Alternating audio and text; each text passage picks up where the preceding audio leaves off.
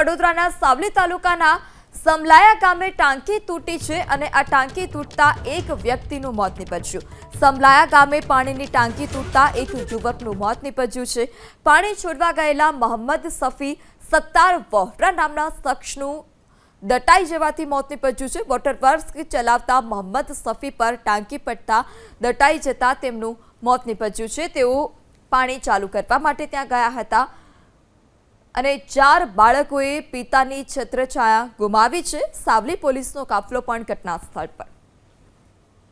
પાણીની ટાંકી જર્જરિત બહુ ઘણા સમયથી હતી અને એ બાબતે અમારા સરપંચ તરફથી બી ઘણીવાર અરજીઓ કરેલી છે પણ પાણી પુરવઠા તરફથી કોઈ કામકાજ થયું નહીં અને આજે એ ટાંકી જર્જરિત હાલમાં જે હતી અને એનું જ્યાં જે અમારા ગુજરી ગયા છે, અમારા સફી મોહમ્મદ નામ છે, અમારા મોટા પપ્પાનો છોકરો થાય અને એમની નોકરી પાણી છોડવાની કામમાં હતી અને આજે એ પાણી છોડવા વાટે જ ગયા હતા અને અચાનક આ ટાંકી પડવાથી એ નીચે દબાઈ ગયા છે અને આજે એમનું મોત નીપજ્યું છે। અમે પાણી પુરવઠામાં રજૂઆત કરેલી છે।